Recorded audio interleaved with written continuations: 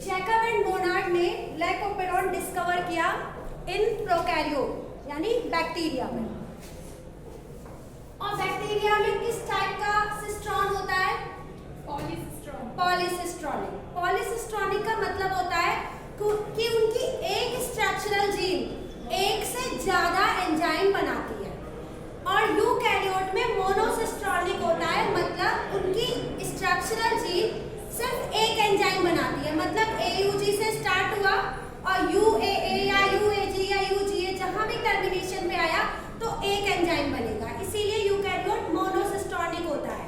लेकिन प्रोकैरियोट जो है वो स्टार्टिंग से लेके लास्ट तक में कई एंजाइम बना सकता है, तो वो पॉलीसिस्ट्रॉनिक होता है। यहाँ हम लाइकोपेरॉन जो पढ़ रहे हैं ना, वो एक एग्जाम्पल के तौर पे भी पढ़ रहे हैं कि हमने पहले पढ़ा था जेनेटिक कोडॉन में कि प्रोकैरियोट पॉलीसिस्ट्रॉनिक होता है, तो वो भी हम पढ़ेंगे कि आप देखेंगे इसका स्ट्रक्चरल जीन स्टार्टिंग से लेके टर्मिनेशन तक कितने एंजाइम्स बनाता है। ठीक है, तो जैकब एंड मोनार्ड ने इसमें डिस्कवर किया था पॉलीसिस्ट्रॉनिक, क्योंकि बैक्टीरिया में होता है और बैक्टीरिया मतलब प्रोकैरियोट में, सो ये प्रोकैरियोट में होती है। अब हमारे जो ओपेरॉन होते हैं ना, वो दो तरीके के होते हैं। एक ओपेरॉन होते हैं इंड्यूसिबल, ठीक है, और एक होते हैं सप्रेसर। अब इन दोनों का मतलब आपको इसकी मीनिंग से ही पता चल रहा है। इंड्यूसिबल का मतलब है कि ये ओपेरॉन तब स्टार्ट होगा जब आप इसको इंड्यूसर दोगे, है ना, अदरवाइज ये ओरिजिनली क्या होगा, ऑफ कंडीशन में रहेगा। समझ गए ना? तो इंड्यूसिबल जो ओपेरॉन होते हैं वो इंड्यूस करने से ही स्टार्ट होते हैं। तो यहाँ पर स्टार्ट और स्टॉप को एक दूसरे टर्म से जानते हैं, ऑन और ऑफ, स्विच ऑफ और स्विच ऑन। तो अगर ये इंड्यूसिबल ओपेरॉन है तो इंड्यूसिबल ओपेरॉन का मतलब ये है कि ये ओपेरॉन तब ऑन होगा यानी तब स्टार्ट होगा जब इसको इंड्यूसर दिया जाएगा, और अगर हम इंड्यूसर ना दें तो वैसे ये ओरिजिनल कंडीशन में ऑफ की मोड में है। क्लियर? अब आते हैं दूसरे को।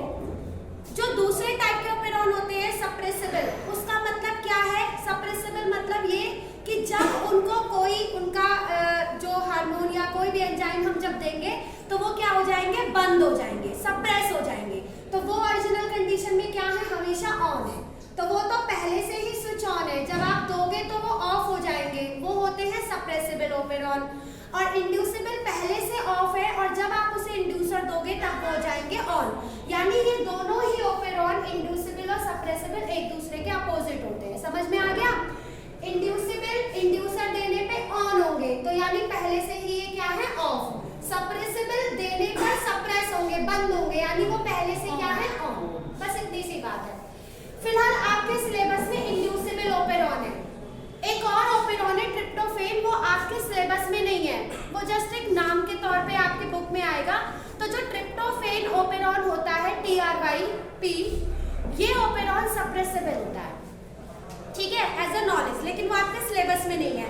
आपके सिलेबस में इंड्यूसिबल ओपेरॉन है, मतलब कि जो पहले से ही ऑफ है और जब आप इंड्यूसर डालोगे तब ऑन होगा। तो ये तीन कंडीशन हमारी लाइकोपेरॉन की है कि ये बैक्टीरिया प्रोकैरियोट में है तो ऑब्वियसली पॉलीसिस्ट्रॉनिक होगा, इसको जैकब एंड मोनार्ड ने सर्च किया था, और ये इंड्यूसिबल ओपेरॉन है। अब हम लैक का मतलब समझते हैं। लैक मतलब क्या है? लैक का मतलब है लैक्टोज,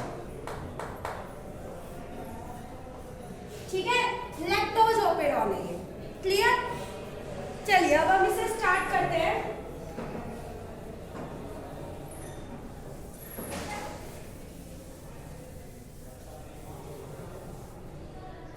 जैसे कि कोई बैक्टीरिया है ओरिजिनल कंडीशन, क्योंकि ओरिजिनल कंडीशन में तो ये ऑफ ही रहता है, तो एज नॉर्मल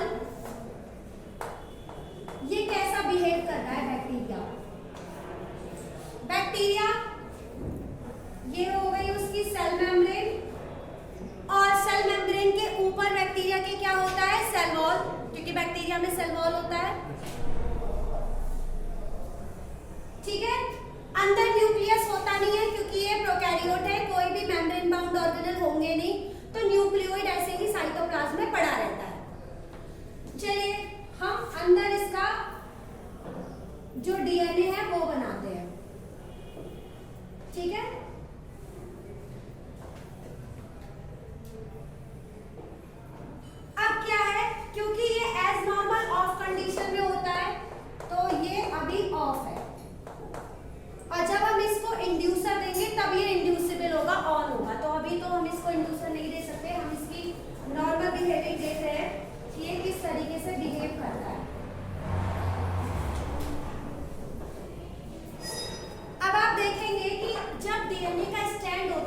डीएनए के स्ट्रैंड से ट्रांसक्रिप्शन बनता है तो आपको अच्छी तरीके से पता है कि क्या होता है, प्रमोटर होता है कि नहीं। प्रमोटर क्या होते हैं? प्रमोटर कुछ नाइट्रोजनस बेस के पर्टिकुलर सीक्वेंस होते हैं, रैंडम सीक्वेंस नहीं होते, स्पेसिफिक सीक्वेंस होते हैं, वो ही प्रमोटर होते हैं, जैसे TA, ठीक है। तो प्रमोटर होगा। अब प्रमोटर के बाद जीन आएगी और इस जीन का नाम है आई जीन। क्योंकि कंफ्यूजन हो जाती है तो हम यहाँ पे सारी बातों को यहाँ पर लिखेंगे कि P से हमने लिखा है प्रमोटर और आई यहाँ पर, क्योंकि ये इंड्यूसिबल ओपेरॉन है तो अक्सर कंफ्यूजन हो जाती है कि आई फॉर इंड्यूसर, क्योंकि यहाँ पे इंड्यूसर भी आएगा, लेकिन अभी इंड्यूसर की जरूरत नहीं है क्योंकि ये एज नॉर्मल कंडीशन ऑफ में है, तो इंड्यूसर तो आएगा ही नहीं ना। तो आई का मतलब यहाँ पर है इनहिबिटरी जीन। इनहिबिटरी जीन का मतलब ये है कि जो इनहिबिट करेगी प्रोसेस को, ठीक है। ये इनहिबिटरी जीन हो गई। अब आपका फिर से प्रमोटर आ गया, क्योंकि आपको पता है कि प्रोकैरियोट में पॉलीसिस्टोनिक होती है, ठीक है। अब आपका आ गया ऑपरेटर, पी आपको पहले से ही पता था, ओ होता है ऑपरेटर। जो ऑपरेटर ऑन होगा तो प्रोसेस स्टार्ट होगी और अगर ऑफ होगा तो प्रोसेस स्टॉप होगी, इसीलिए हमने यहाँ पर इसी को पढ़ रहे हैं हम, लैक्ट ओपेरॉन यानी लैक्टोज ओपेरॉन यानी ऑपरेटर। तो ये हमारा ऑपरेटर हो गया।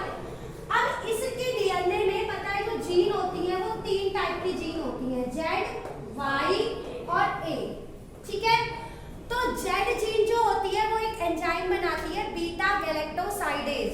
अभी हम नहीं लिखेंगे क्योंकि अभी तो ये हमारा नहीं बना पाएगा। Y जो होती है वो Y जो होती है वो परलिएज बनाती है और A जो होती है वो ट्रांसएसिटाइलेज बनाती है। तो हम यहाँ लिख सकते हैं कि Z मतलब बीटा गैलेक्टोसाइडेज एंजाइम बनाएगी, Y जो है वो परलिएज एंजाइम बनाएगी और A जो है वो ट्रांस एसिटाइलेज एंजाइम जो है वो बनाएगी। क्लियर हो गई ये वाली बात? डीएनए का स्ट्रैंड होता है, आपको अच्छी तरीके से पता है, 3 to 5 और एक होता है 5 to 3। ये डीएनए का स्ट्रैंड है, कभी इसे कंफ्यूज मत करना कि आरएनए है, या भी आरएनए नहीं हुआ है ना। अब आपको अच्छी तरीके से पता है कि डीएनए से क्या बनते हैं, आरएनए बनते हैं। क्लियर? तो सबसे पहले प्रमोटर से कौन सा एंजाइम आरएनए बनाने के लिए बाइंड होता है, आरएनए पॉलीमरेज। तो ये है हमारा आरएनए पॉलीमरेज एंजाइम जो कि प्रमोटर से बाइंड होगा। प्रमोटर से बाइंड होगा तो इसकी आई जीन क्या करेगी, ट्रांसक्रिप्शन करेगी। ट्रांसक्रिप्शन जब करेगी तो वो क्या बनाएगी, एमआरएनए बनाएगी आई का, ठीक है। और एमआरएनए क्या होता है, 5' to 3' और अब इस एमआरएनए से क्या बनता है, प्रोटीन। करेक्ट, प्रोटीन जब बनती है तब हम उसे क्या बोलते हैं, ट्रांसलेशन। और ये हमारी बन गई मान लीजिए प्रोटीन, ठीक है। लेकिन ये प्रोटीन हमारी क्या है, इनहिबिटरी प्रोटीन है, ठीक है, क्योंकि इनहिबिटरी जीन ने बनाई है तो इनहिबिटरी प्रोटीन है। तो आप इसको लिख सकते हो इनहिबिटरी प्रोटीन, ये हमारा बन गया। क्लियर? अब क्या होता है, ये इनहिबिटरी प्रोटीन जो है ना, ये ऑपरेटर से जाके बाइंड हो जाती है, ये ऑपरेटर से जाके बाइंड हो गई। क्लियर? अब खैर ये प्रमोटर था तो प्रमोटर से हमेशा क्या बाइंड होंगे, आरएनए पॉलीमरेज। तो यहाँ पर भी आरएनए पॉलीमरेज बाइंड हुए। जब ये प्रमोटर ने ट्रांसक्रिप्शन आई जीन का कराया तो आपको इतना तो पता होगा कि ये प्रमोटर किस जीन को करवाएगी, ZYA के लिए। सब जीन के लिए अपना अलग अलग प्रमोटर होता है, आई के लिए ये प्रमोटर है, इनके लिए ये है। पर हुआ क्या, जैसे ही आरएनए पॉलीमरेज प्रमोटर से बाइंड हुई है ना, और प्रमोटर से बाइंड होने के बाद वो जा रही है आगे, इलोंगेशन होगा ना, इलोंगेशन, इनिशिएशन हो गया, इनिशिएशन के बाद इलोंगेशन होगा, ZYA का एमआरएनए बनेगा। बट हुआ क्या कि ये जो इनहिबिटरी प्रोटीन बनी थी इसने जाके ऑपरेटर से बाइंड कर दिया और ऑपरेटर से बाइंड करने के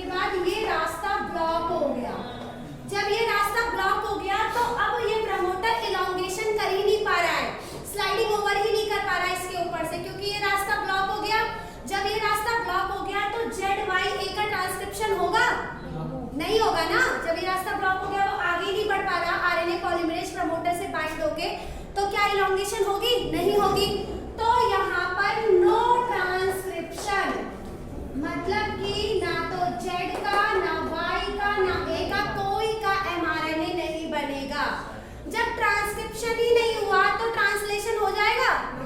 ऑब्वियसली, लिखने की वैसे जरूरत नहीं थी पर लिख देते हैं, नो ट्रांसलेशन। जब ट्रांसक्रिप्शन ही नहीं हुआ तो ट्रांसलेशन ही नहीं होगा, और जब ट्रांसलेशन नहीं हुआ तो क्या, जो मैंने प्रोटीन पता है क्या होते हैं?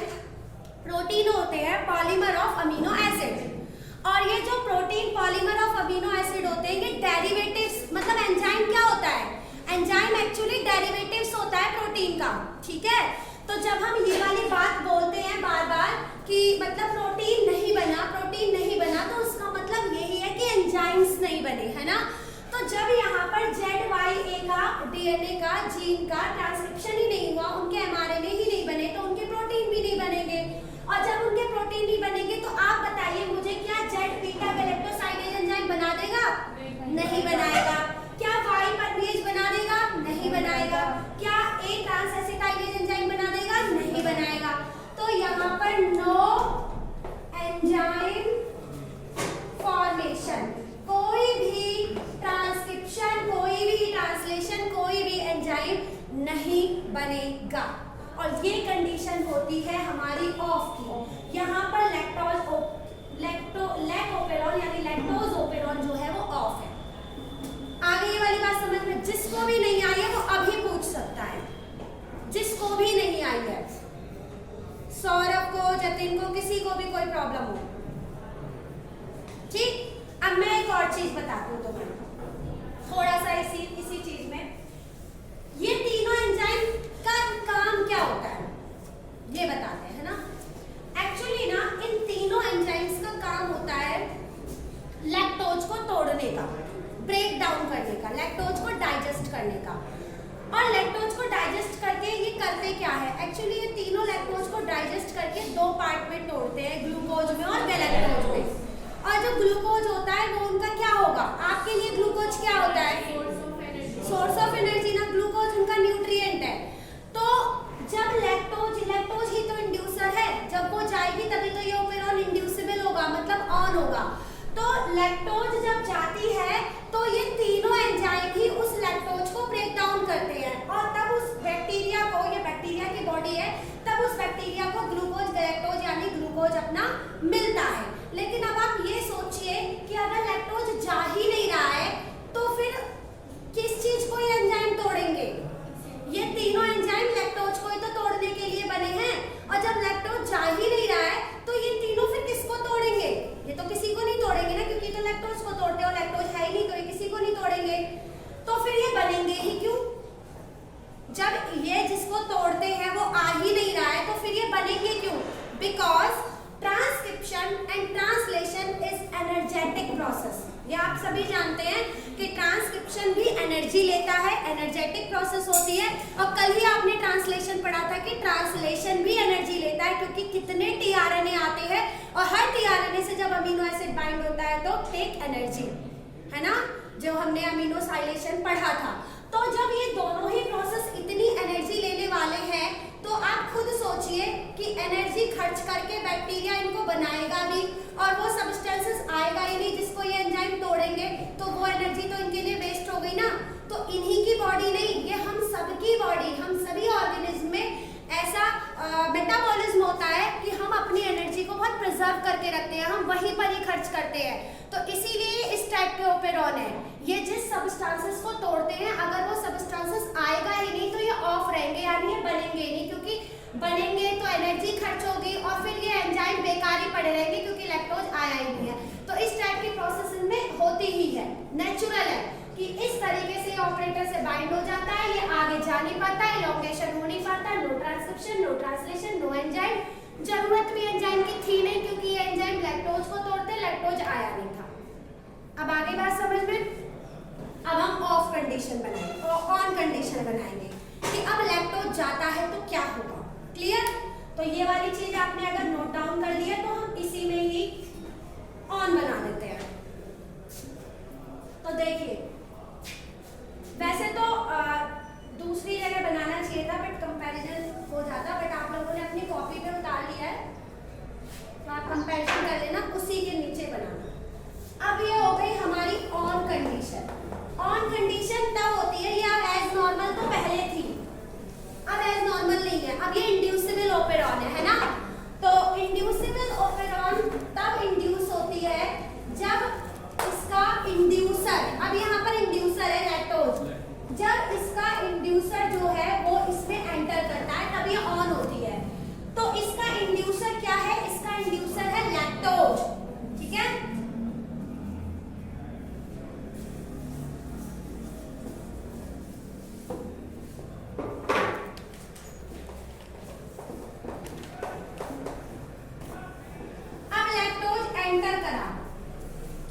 क्योंकि आपको पता है कि लैक्टोज जब एंटर करेगा तो इसकी वॉल और इसकी मेम्ब्रेन से पास होने के लिए भी परमिशन चाहिए, मतलब कोई ना कोई एंजाइम चाहिए जो उसको लेगा, क्योंकि मेम्ब्रेन क्या होती है, सेलेक्टिव परमिएबल होती है, ऐसे ही किसी चीज को नहीं लेती है ना। तो लैक्टोज एंट्री तभी कर सकता है जब अंदर परमिएज हो, क्योंकि परमिएज का काम ही होता है लैक्टोज को इन करने का। अब आप सोचोगे कि लैक्टोज वाई परमिएज बनाएगा, है ना, वाई जीन ही तो परमिएज बना रहा था, उसने तो बनाया ही नहीं, तो परमिएज होगा ही नहीं, और परमिएज ही लैक्टोज की एंट्री बैक्टीरिया की वॉल से क्रॉस करवा सकता है और कोई नहीं करा सकता, तो ये तो जा ही नहीं सकता। बट एज अ नॉलेज अब आप एक चीज और अपने दिमाग में रखिए कि परमिएज बिल्कुल सही बात है कि वाई जीन ही बनाता है, लेकिन एज अ स्मॉल अमाउंट में, बहुत ही ट्रेस अमाउंट में सम मॉलिक्यूल परमिएज के हमेशा बैक्टीरिया की बॉडी में रहते हैं, जो सिर्फ इसीलिए होते हैं कि वो सिर्फ लैक्टोज की एंट्री करा पाए, इसलिए नहीं होते कि एंट्री कराने के बाद उसको तोड़ भी पाए, क्योंकि तोड़ने के लिए बीटा गैलेक्टोसाइडेज और ट्रांसएसिटाइलेज तीनों चाहिए। एंड सेकंड बात, परमिएज की इतनी कंसंट्रेशन नहीं होती कि वो उसको तोड़ भी पाए, बस इतनी होती है कि वो एंट्री करा पाए, जो सिर्फ एंट्री करा पाती है, तोड़ ब्रेक डाउन नहीं कर पाती, ठीक है। तो स्मॉल अमाउंट में हमेशा बैक्टीरिया में परमिएज जो है वो प्रेजेंट रहता है। तो परमिएज ने क्या किया, इस लैक्टोज की जो है वो एंट्री कराई। अब लैक्टोज की एंट्री कराने के बाद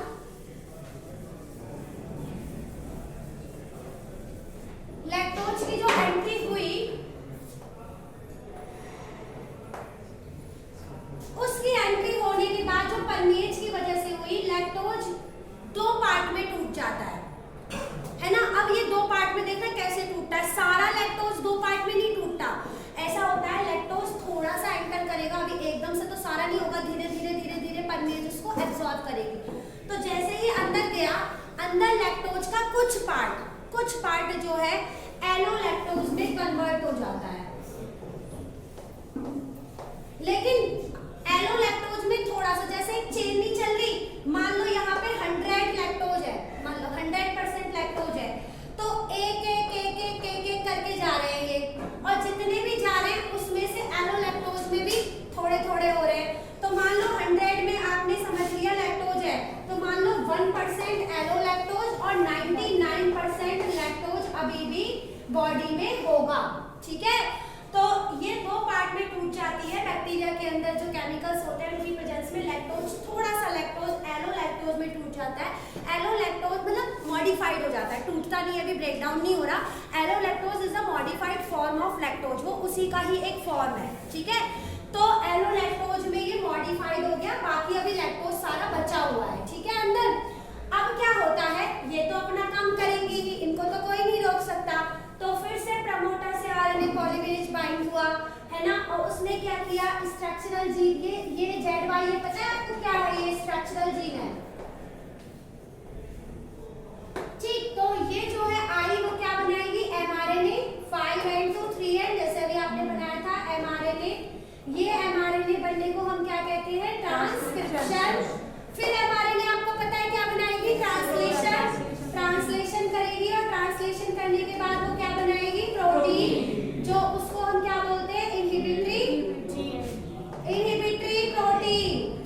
आपको पता है जीन हम कब बोल रहे हैं, जब वो डीएनए सेगमेंट पे है, ध्यान से समझिए, जब वो नाइट्रोजनस बेस के सीक्वेंस डीएनए पे है तब हम उसको इनहिबिटरी जीन बोलते हैं। जब ट्रांसक्रिप्शन बनके इस पे आ जाता है mRNA पे, तब हम उसको ट्रांसक्रिप्शन बोलते हैं ऑन mRNA, और जब mRNA प्रोटीन बना देता है तब हम उसको ट्रांसलेशन बोलते हैं, तब हम उसको इनहिबिटरी प्रोटीन बोलेंगे, इनहिबिटरी जीन नहीं बोलेंगे, जीन तो डीएनए पे बोलेंगे, ठीक है। तो ये इनहिबिटरी प्रोटीन बन गई। अब देखो क्या हुआ, अगर जब लैक्टोज नहीं जाता था तो क्या होता था, ये इनहिबिटरी प्रोटीन क्या करती थी, किससे बाइंड होती थी, ऑपरेटर से। लेकिन अब देखिए क्या हुआ, लैक्टोज जब अंदर गया तो कुछ फॉर्म एलो लैक्टोज में मॉडिफाइड हुआ, और इसकी प्रॉब्लम ये है कि इनहिबिटरी जीन की most strong affinity allolactose के साथ बहुत ज्यादा है कंपैरेटिव टू ऑपरेटर। तो ऑपरेटर है, बट हुआ क्या कि जिससे उसकी स्ट्रॉन्ग एफिनिटी है एलोलैक्टोज वो है, तो वो ऑपरेटर से अब बाइंड होगी कि अपनी स्ट्रॉन्ग एफिनिटी से बाइंड होगी? स्ट्रॉन्ग एफिनिटी से। तो होता क्या है कि अगर मान लो सपोज पहले से तो बाइंड ही थी ना ऑपरेटर, वो तो अचानक से बीच में एंटर किया लैक्टोज, और लैक्टोज एंटर हुआ, फिर एलोलैक्टोज में मॉडिफाइड हुआ, तो तुरंत क्या करेगी वो ऑपरेटर को छोड़ के ऑपरेटर को लीव कर देगी और किससे बाइंड हो जाएगी? एलोलैक्टोज से। अब ये इनहिबिटरी प्रोटीन एलोलैक्टोज से बाइंड हो गई और उसने ऑपरेटर को लीव कर दिया। अब हुआ क्या? इसका आरएनए पॉलीमरेज इस प्रमोटर से बाइंड हुआ। अब ये ब्लॉक है ही नहीं, नो ब्लॉक, तो वो क्या करेगा? इसके ऊपर स्लाइडिंग ओवर करेगा, इलॉन्गेट